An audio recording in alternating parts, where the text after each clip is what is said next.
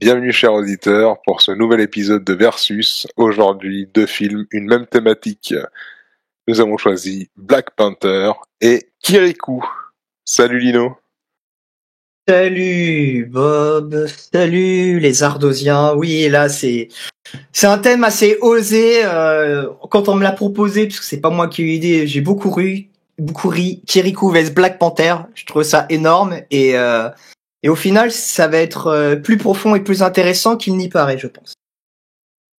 Ah bah oui, c'est clair que là on a deux extrêmes sur la vision de l'Afrique et de sa mythologie. Alors nous avons Black Panther qui date de 2018, réalisé par Ryan Coogler, qui s'est aussi illustré avec Creed, la relève de Rocky Balboa. Et de l'autre côté, nous avons Kirikou, réalisé par Michel Oselo en 1998. Et c'est un dessin animé, bien sûr. Et on parle du premier, hein, Kirikou et la sorcière, parce qu'il y a des suites, visiblement, que je ne connais pas.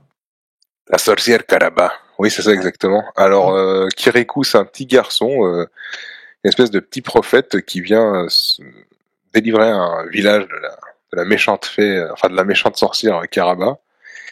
Et de l'autre côté, c'est un film de super-héros afro-américains issus donc de l'Afrique, qui se passe, si j'ai bien compris, au Québec. Hein. Et en fait, l'histoire, je te laisse faire le speech. Hein.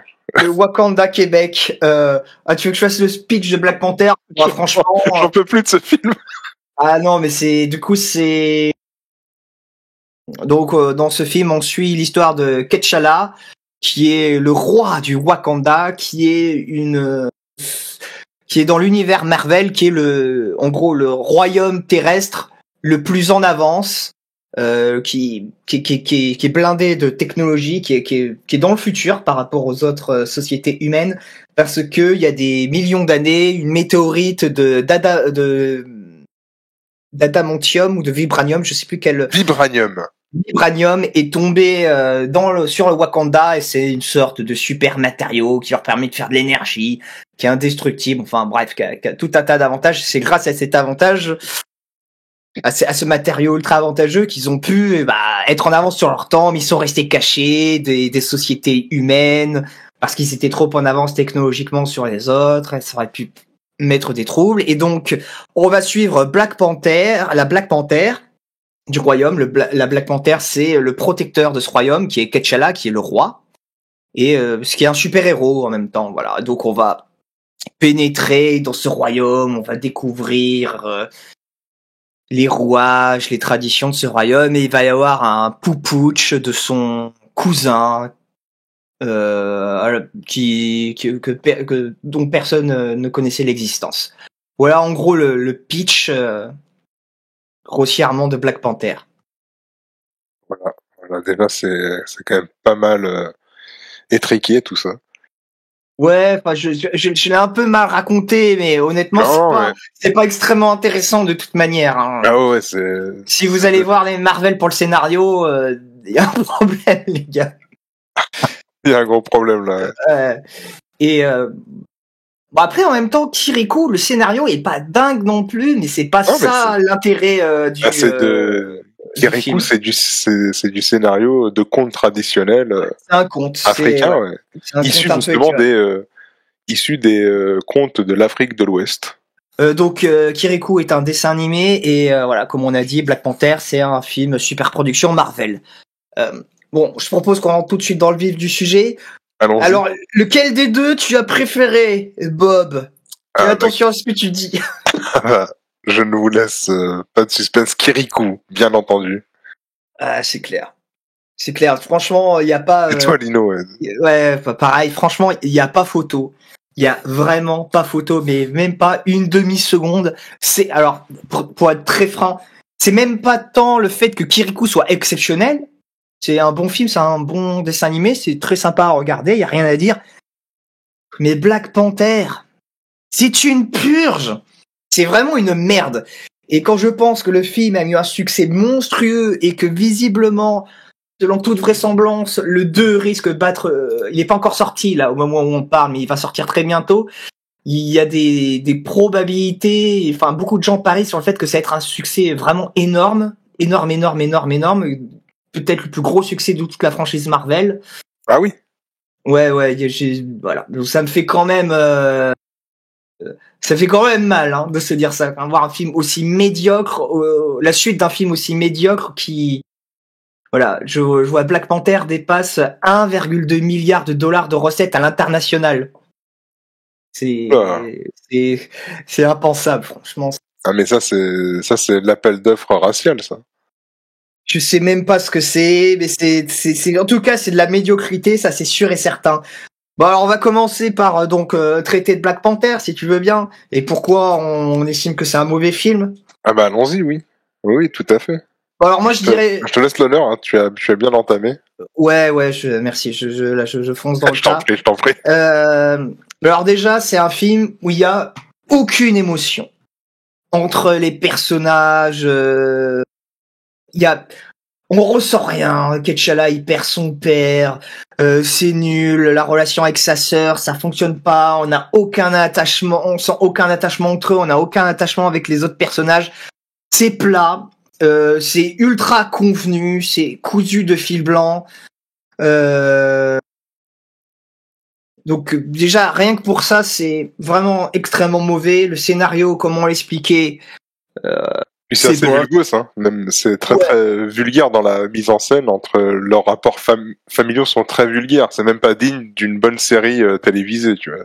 Ouais, tu vois, il y a aucune profondeur, il y a pas d'attachement, il y a rien, ça transpire pas le réel, tout te semble artificiel en fait. Artificiel à 100%. Très artificiel. Tout est très convenu.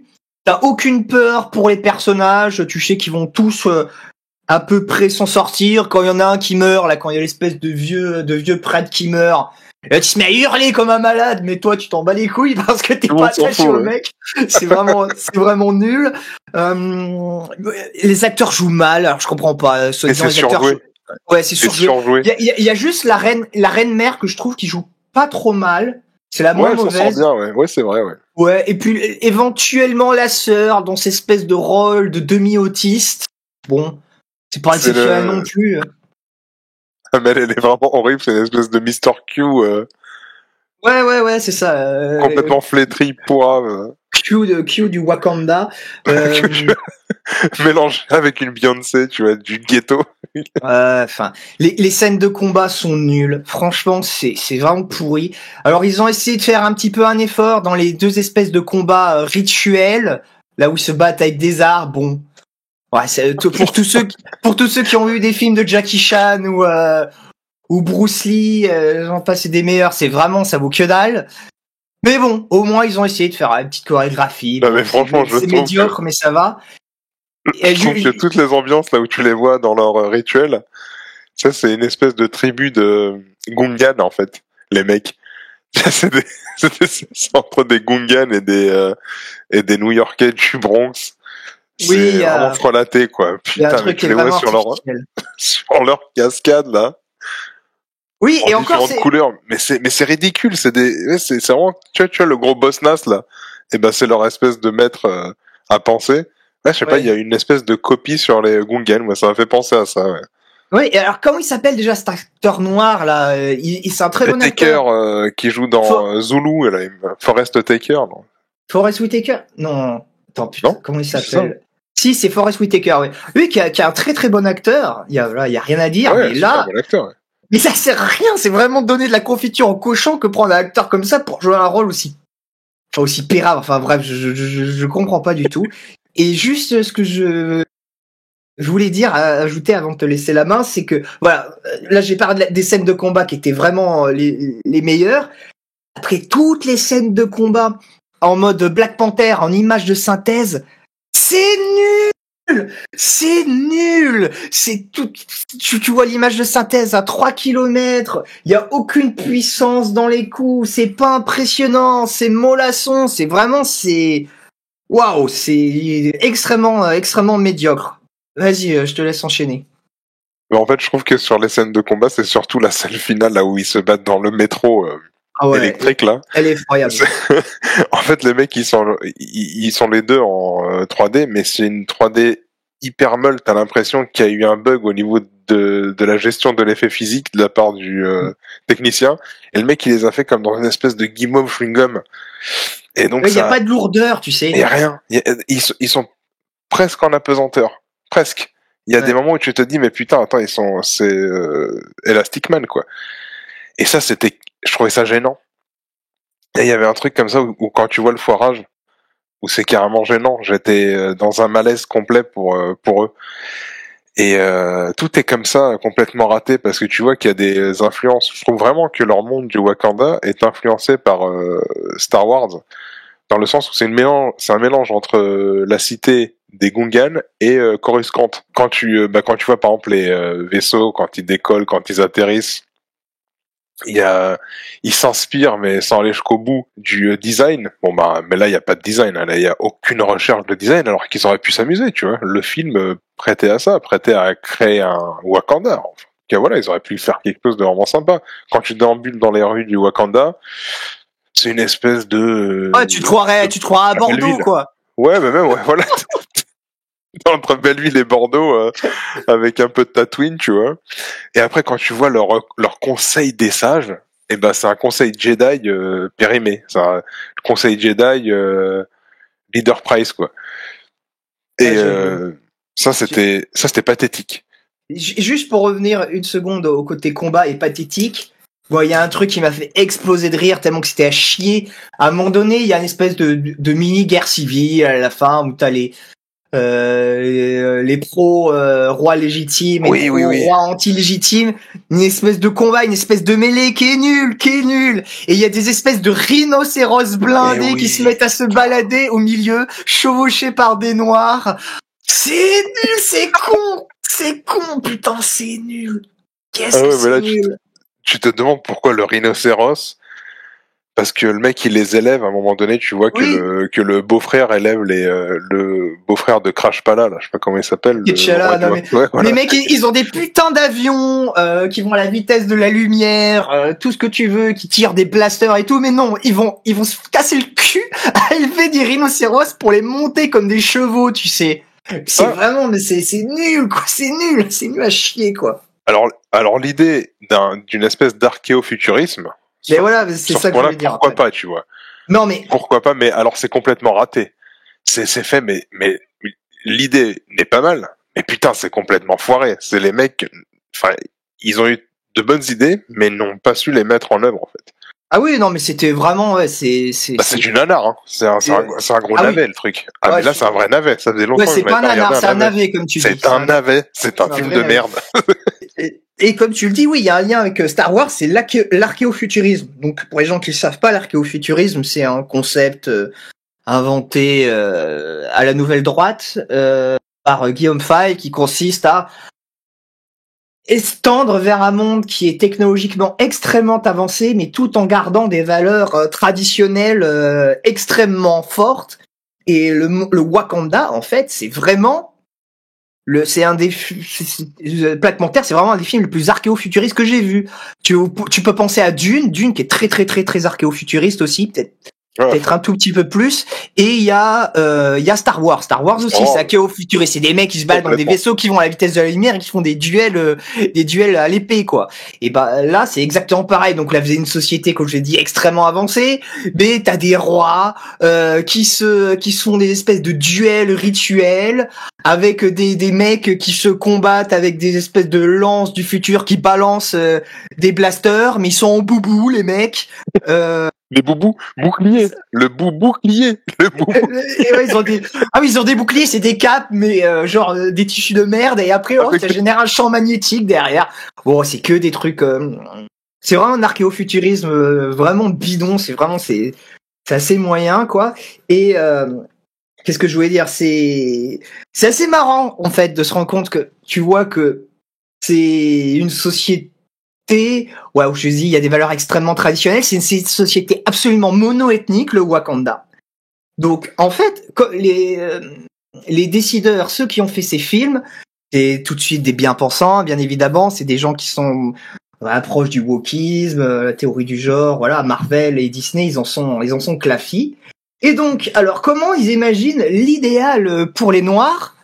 ça serait le nazisme le pire des systèmes si c'était transposé chez les blancs. Je sais pas si vous vous rendez compte. Vous imaginez une espèce de comme ça de monarchie de droit divin hyper technologique, mono-ethnique. Au cinéma, ça passerait, je pense que ça passerait relativement mal. Ça passe avec Star Wars, parce qu'au final, c'est les rebelles qui sont cosmopolites, qui affrontent un empire mono-ethnique. Et dans Dune, le héros, lui,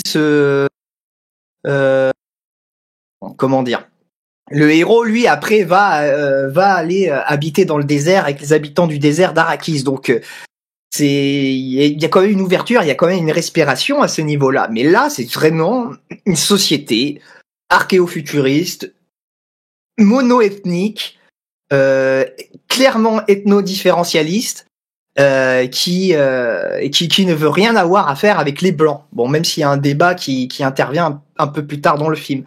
Donc c'est quand même assez particulier. Et ouais, c'est fou quoi. C'est les mêmes qui te disent les blancs doivent disparaître, les valeurs traditionnelles c'est mauvais, il faut avoir aucune puissance.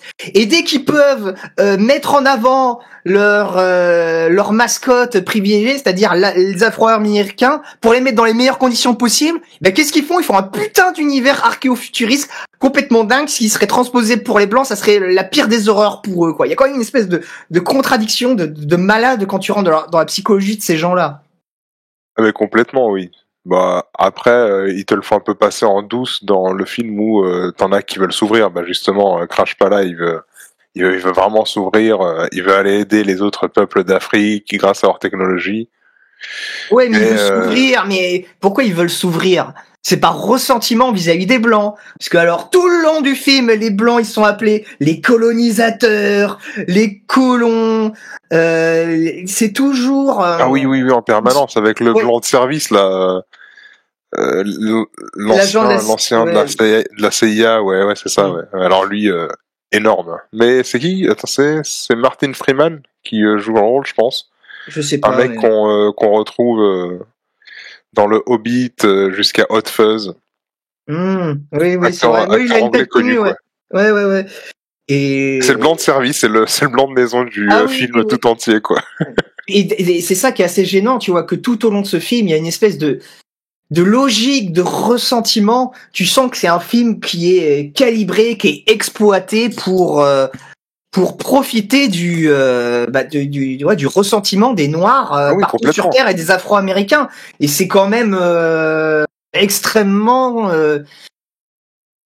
moyen, je trouve, comme démarche. Hein. Bah, comme tu dis, tout ce qu'on nous reproche à nous blancs d'avoir de fierté raciale, là c'est mis en exubérance. C'est le fond du film.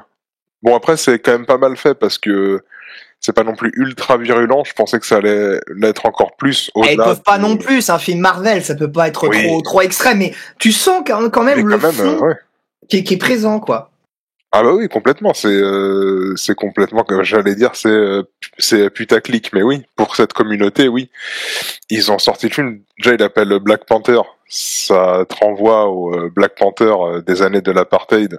Oui, bon, ça c'est parce que il y avait, c'est le comics au départ. Oui, bien sûr. Ça s'appelle vraiment Black Panther et c'était très certainement référence au Black Panther historique, bien sûr. Bah oui, je pense aussi. Donc il y a tout ce clivage communautaire qui fait que je trouve ça dégueulasse aussi parce que bon, n'oublions pas quand même que les Black Panthers étaient un groupe militant racialiste raciste. Donc ouais, assez violent en plus. Ultra violent, ouais. Et même ceux d'aujourd'hui, j'étais tombé sur des vidéos où les mecs appellent carrément au meurtre de bébés blancs. Ça nous rappellera un certain Nick Conrad. Bon, quand tu vois ça, c'est quand même du gros délire, quoi. Après, moi, il y a un truc qui pour essayer de dépasser ce ressentiment afro-américain qui est exploité. Moi, je trouve que c'est dommage pour eux parce que justement, vis-à-vis des Black Panthers, on renvoie toujours à un espèce de dualisme qui a existé dans ce mouvement. C'était le dualisme entre Martin Luther King, justement, et Malcolm X. D'un côté, le mec était bourrin, Malcolm X qui voulait y aller par méthode forte, et de l'autre côté, Martin Luther King qui, lui, avait une logique plus pacifique, plus de coexistence. Et tu vois vraiment que voilà, les deux héros là, T'Challa et son cousin Killmonger, bah c'est exactement ça. Killmonger, c'est le Macomic, c'est le mec qui veut aller trop loin. Et T'Challa, c'est le Martin Luther King, qui est un peu la voix de la raison, qui va tranquillement. Et on renvoie toujours les. Et ça, c'est des choses que j'ai vu plein de fois dans les films où il y a beaucoup d'Afro-Américains qui traitent de ces sujets-là. Comme s'il y avait que ça, comme si c'était une sorte de duel indépassable. Et je trouve qu'on les enferme un peu dans cette logique, et c'est, honnêtement, je trouve pas ça très bon et très sain, quoi. Je sais pas ce que tu en penses. Bah, c'est tout à fait le problème même de toutes les luttes, qu'elles soient antiracistes, qu'elles soient féministes, etc. C'est que leurs militants sont embrigadés dans quelque chose qui ne va pas vers trouver l'équilibre et l'égalité, hein, comme ils appellent, avec l'autre, celui dont ils pensent être sous l'oppression. Mais en fait, ça va dans une lutte où il faut le dépasser, où il faut devenir le dominant, où il faut devenir l'oppresseur, où il faut devenir celui qui est au-dessus. Et c'est là où tu vois que tous ces gens-là sont manipulés. Et après, je trouve ton analyse avec Martin Luther King et Malcolm X très très bien rendue, parce que je n'avais pas du tout fait le rapprochement. Et c'est vrai que c'est carrément ça. Ouais, et c'est très très pointu là, ce que tu as vu. Après, je sais pas si d'autres en ont parlé, mais c'est vrai c'est complètement ça. Ouais. Ah, ça me semble un peu, enfin, je sais pas. Ça me rappelle aussi, tu sais, le duel Magneto contre Professeur Xavier, qui lui est vraiment clairement basé là-dessus. Le concepteur des comics l'avait clairement dit, il l'avait clairement énoncé. Mais voilà, c'est toujours je suis toujours un peu les mêmes choses, repompées encore et encore, sans nuance, sans faire évoluer. C'est lourd, quoi. C'est lourdingue. C'est vraiment, Après, dans la forme, moi, c'est du Marvel classique, on va dire, dans les personnages, mais là, c'est tellement mal rendu, en fait, que t'as l'impression qu'ils ont tout misé sur l'aspect communautaire et qu'ils n'ont fait aucun effort, justement, que ça soit sur la réalisation, sur les effets graphiques, sur l'histoire, qui est un truc vraiment lourd, dans le sens relou, quoi, vraiment pénible. Ouais, c'est vrai qu'ils misent sur cette communauté, mais avec du mépris. Il lui donne quelque chose de très mauvais au final. Alors que quand même, tu vois, alors que quand même on a été. Je ne suis pas un grand fan de Marvel et ce film me rappelle pourquoi. Je parle bien des films, parce que j'aime bien lire les comics. Et c'est vrai que là, ça me le rappelle fondamentalement. Mais après, c'est vrai que dans Marvel, il y a quelques petites pépites. Alors celui-là, c'est du mépris envers la communauté afro-américaine et noire en général à travers le monde. C'est vraiment de la marchandisation du ressentiment afro-américain. Pour moi, ce film, ce n'est que ça. C'est ça, complètement. Et donc, c'est ouvrir un nouveau marché, voilà. Voilà, donc c'est vraiment ultra méprisant vis-à-vis des Afro-Américains qui sont réellement en souffrance, quoi qu'on en pense. C'est des gens qui ont été déracinés. C'est certainement la communauté la plus déracinée de l'histoire de l'humanité. C'est quelque chose d'affreux qu'ils ont subi. Et donc voilà, donc nous comptons les avoir déracinés. Maintenant, on va vraiment s'en servir comme consommateurs. Et c'est tellement des consommateurs que même leur ressentiment, on va le faire fructifier, quoi. Il y a un truc profondément bizarre là-dedans. De manière, on a bien vu que ça a été utilisé même avec la révolution, enfin la révolte des Black Lives Matter. Mais oui. D'ailleurs, je vais une petite anecdote. Moi, j'ai un ami. Le jour où l'acteur principal de Black Panther est mort, là, Chadwick Boseman, celui qui joue T'Challa, il est mort. J'ai vu sur son Twitter à mon collègue, à mon ami, et il disait au revoir mon roi, tu seras toujours mon roi. Franchement, j'ai ressenti une tristesse absolue. Que ce film, je l'avais déjà vu, Black Panther, et je me suis dit, putain, mais vous avez tellement rien pour vous identifier que ce film devient quelque chose d'aussi important. C'est un film, on vient de vous expliquer pourquoi, c'est un film qui est nul à chier. C'est vraiment, ça pue la médiocrité, c'est un film qui se fout de leur gueule, moi, j'en suis persuadé. Et le mec, mon pote, il prenait ça vraiment à cœur, quoi. C'était vraiment un élément consécutif de son identification à son africanité. Enfin, Il y a un truc qui est aberrant là-dedans, c'est vraiment triste, très, quoi. Très triste, ouais. Là, ce que tu dis, c'est dur. J'ai ressenti une pitié, mais absolue, pas de mépris, mais j'ai vraiment de la peine quand j'ai vu ça. Ouais, ça fait de la peine, c'est terrible, quoi. Ouais, pauvre homme, ouais. Et ce qui est terrible, c'est que je sais qu'il est très très loin d'être le seul. Et à tout le public noir qui va écouter cette vidéo, sachez que vous n'êtes pas obligé de tomber là-dedans. C'est vraiment, il y a d'autres choses qui existent. Et d'ailleurs, plutôt que de célébrer ce film de merde, célébrer le deuxième film dont on va parler, là maintenant tout de suite, Kirikou. Kirikou, c'est vraiment, mais extrêmement bien. Et c'est un film qui est pas là pour exploiter votre ressentiment. Et c'est pas des vieux producteurs blancs qui ont marketé ça au poil de cul près, qui ont fait un film préformaté pour exploiter votre ressentiment. Kirikou, c'est un film qui parle de contes africains. On sent que c'est un film qui aime vraiment l'Afrique, qui est profondément ancré là-dedans, parce que le réalisateur du film qui s'appelait, attendez une seconde, c'est Monsieur Oslo. Michel Oslo, il a grandi en Afrique. Je regardais un petit peu ce qu'il a fait.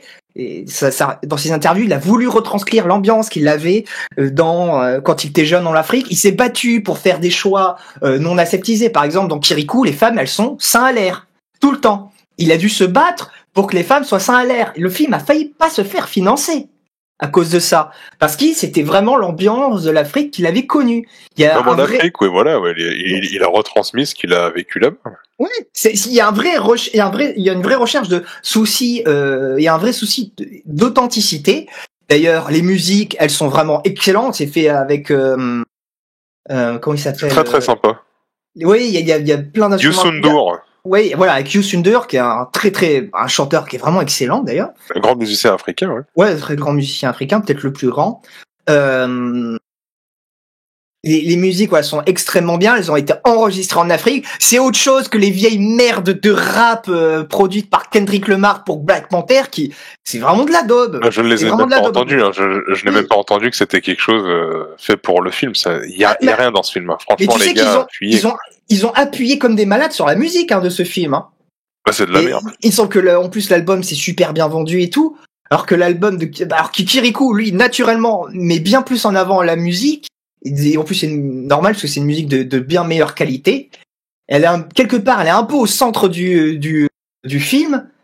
Et voilà, putain, respectez-vous les mecs, respectez-vous, allez plus vers Kirikou que vers Black Panther. Ah bah okay. Oui, Kirikou, c'était vraiment un super bon moment là. En plus, au moment où on enregistre l'émission, j'en sors à peine. Là. Je viens de le voir juste avant l'émission et c'est très frais, c'est une belle histoire. Et ce qui est super sympa, c'est que le rythme de l'animation est très bien foutu. Il n'y a pas d'ennui, il n'y a pas de temps mort. C'est vraiment chouette. J'ai carrément un moment préféré, etc. C'est un truc auquel j'ai bien accroché, quoi. Ouais, c'est tout l'inverse de Black Panther. Black Panther, c'est un film que j'ai vu il y a 18 ans, en 2018, que je revenais du Japon, je l'ai vu dans l'avion en rentrant du Japon.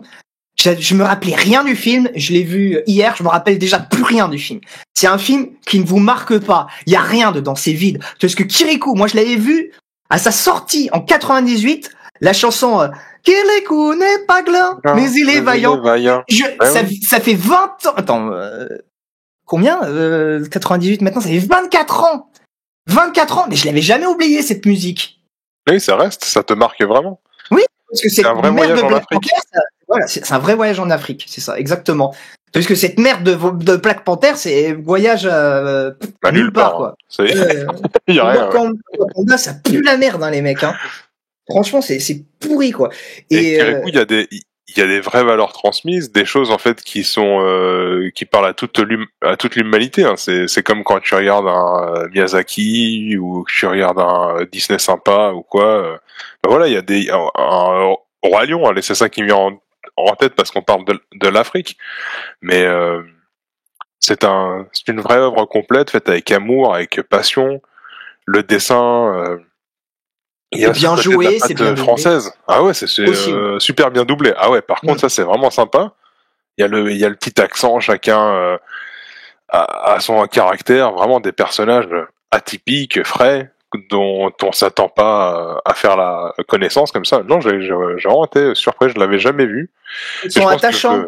Ouais, carrément. Je pense que je vais le faire regarder à mes enfants parce qu'il est vraiment chouette. Et il y a et j'ai remarqué, par exemple, moi ça va vous parler si vous êtes parents, dans le livre Cornebidouille, dont le premier tome est sorti en 2003, la sorcière dit toujours comment quand elle s'énerve. Et en fait, ça vient de Kirikou, parce que la sorcière Carabasse, quand elle se vénère, elle dit comment. Et ça m'a fait marrer. Il y a des petits trucs comme ça, en fait, qui ont carrément inspiré les autres auteurs ou animateurs de livres ou de dessins animés pour enfants, comme pour Cornebidouille, que je vous conseille si vous êtes parents, qui est une série vraiment sympathique. Ouais. Et et aussi, pour compléter ce que tu dis, c'est un film qui a eu du succès, il y a eu plus d'1 million de vues, alors que c'était un film à tout 1 million de spectateurs en France.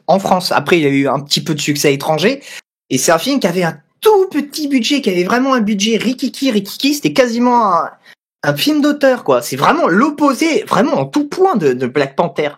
Ah oui, complètement. Et c'est vrai que sur la même thématique, on est dans le cosmos là. Il y a un moment donné où il fait la rencontre avec son grand-père, et il y a un vrai moment d'interrogation sur la vie, sur le moment présent, enfin, il y a des petits points comme ça, super intéressants, avec aussi, il y a aussi toute l'histoire des gris-gris, des comment ils appellent ça là, les fétiches.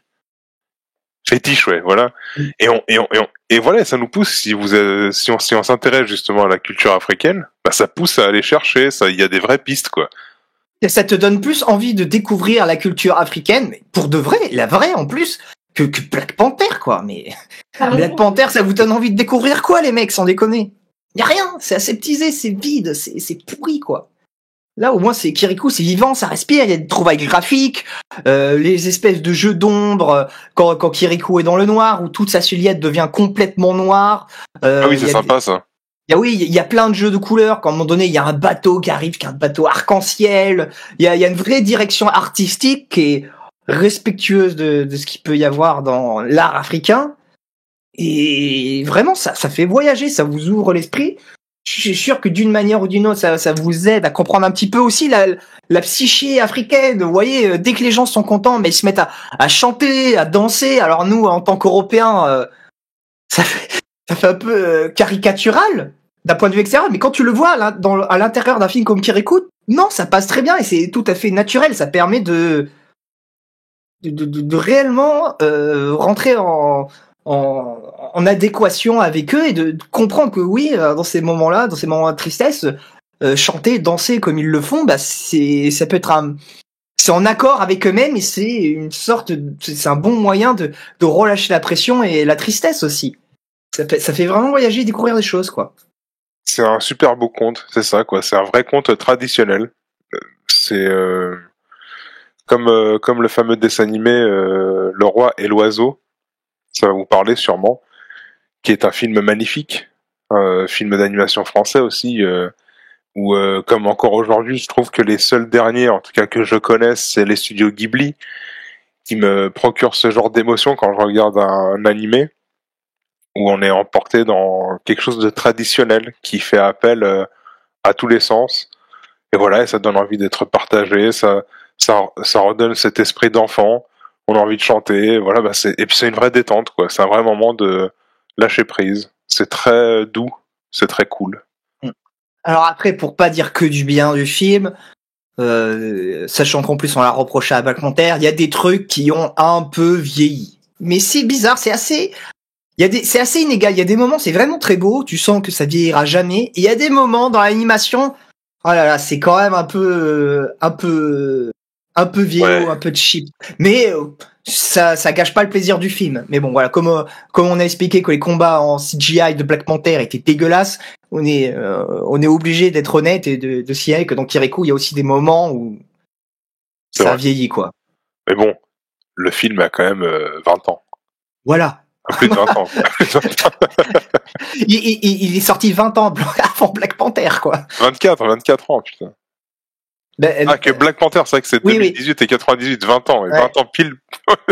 Eh oui, donc ouais. Ça fait mal, et donc voilà. Voilà. S'il y a des Africains, en tout cas des Français d'origine qui cherchent un peu leurs racines, allez plutôt vous identifier aux petits Kirikou à Karaba et à tout leur village qu'à cette espèce de mauvaise soupe. Le maire de marketing qui est fait pour tirer votre ressentiment, quoi. Pitié. Pour vous souiller l'âme. Ah mais oui, pitié, oui, allez, regardez 10 fois plus Kirikou que ça, quoi. Après, vous faites ce que vous voulez, mais il y a des fois, on dit les goûts et les couleurs, mais là, je suis désolé, il y a pas photo. Il y en a un, c'est un vrai film, il y en a un, c'est une attraction de parc d'attraction convenue avec un mauvais fond. Et l'autre, tandis qu'il y a un petit film qui est vraiment bien, qui est fait avec le cœur et qui respire vraiment l'Afrique. Enfin voilà, quoi. Normalement, il y a aucune hésitation possible. Tiens, je me dis, chers auditeurs, là, pendant que vous êtes en train de nous écouter, si vous voulez pas voir s'il y a pas des Noirs justement qui auraient pas porté plainte contre Marvel pour Wakanda là. Je pense qu'il y a quand même des Africains qui ont dû se sentir souillés là. Bah il me semble, alors je connais pas trop, mais il me semble qu'un mec comme Kemi Seba, il y aurait franchement moyen qu'ils se sont souillés par un film comme ça, tu vois. Oui, Kemi Seba, c'est vrai qu'il a dû réagir, ouais. Ouais, alors j'ai pas regardé puisque bon, c'est pas mon combat, hein, Kemi Seba, bien évidemment, mais sur un certain nombre de points, c'est quelqu'un d'assez honnête et qui est exigeant avec les gens de sa communauté, donc ça m'étonnerait pas qu'il ait dénoncé ce film comme il se doit. J'espère vraiment qu'il l'a fait. Sinon, ça serait dommage pour lui, quoi. Enfin, bref. Dommage qu'il ait raté. Bah, il y a le second volet qui arrive. Hein. Mais je sais qu'il a dénoncé Black Lives Matter, c'est pareil, qui est pareil une récupération marketing et politique pour exploiter le ressentiment des Afro-Américains. Voilà, tout ça, c'est la même merde. Tout ça, c'est vraiment, ça procède de la même tromperie, de la même duperie. Non, les gars, ressourcez-vous, regardez plutôt Kirikou, quoi. Voilà. Bah, de toute manière, Marvel surfe sur tous les sujets sociétaux, toutes les révolutions. Maintenant, ils vont faire un Superman homosexuel. Mais oui, non, mais aussi la directrice de Disney qui est la maison mère de Marvel, expliquait qu'elle était super heureuse puisqu'elle avait 2 enfants qui étaient transgenres alors qu'ils ont 4 et 6 ans, tu vois, des horreurs comme ça absolues. Des horreurs absolues. Est-ce que vous, afro-descendants, vous vous reconnaissez là-dedans? Sincèrement, est-ce que vous reconnaissez dans les mecs de Disney qui font ça, qui se foutent de votre gueule et qui exploitent votre ressentiment? Voilà. Alors qu'à côté, vous avez, voilà, encore une fois, vous avez Kirikou, voilà, qui est fait par un vieux blanc français, qui était à l'époque de la colonisation de l'Afrique, voilà. Ah, oui, c'est terrible, mais bon, regardez, lequel respecte vraiment l'Afrique entre les deux. Bah, il y a pas photo. Et en parlant de références africaines, qui de mieux qu'un blanc que pour parler de l'Afrique, aller un peu chercher du côté de Bernard Lugan, très bon historien français sur justement toute la période coloniale. Et vous pouvez le trouver aussi sur YouTube. Ouais. Oh, lui, par contre, c'est un parcours parce que lui, il a vraiment gardé la dégaine, tu sais, du colonisateur à l'ancienne, avec la moustache comme ça. Professeur Nigel, quoi. Ouais, c'est ça. Le mec, il fait aucun effort, ils sont bas les couilles. Ça, c'est marrant. C'est pas changé depuis la colonisation. Ah ouais, c'est pas changé. Ouais, il se prend encore en 1930, tu sais, à chasser l'éléphant avec l'éléphant blanc, ouais. Bon, enfin, bref, voilà, on est en train de dériver un peu, mais voilà. Donc, Black Panther vs Kirikou. Pour moi, il y a pas match. Kirikou, 100 fois, 1000 fois. Black Panther, c'est vraiment de la merde. C'est du vomi, n'y allez pas, les gens. Merci de nous avoir écoutés. Partagez l'émission, lâchez plein de pouces bleus, likez. Merci à vous tous qui nous êtes fidèles. Abonnez-vous, likez, partagez en masse. Merci d'avoir suivi Versus des Ardosiens.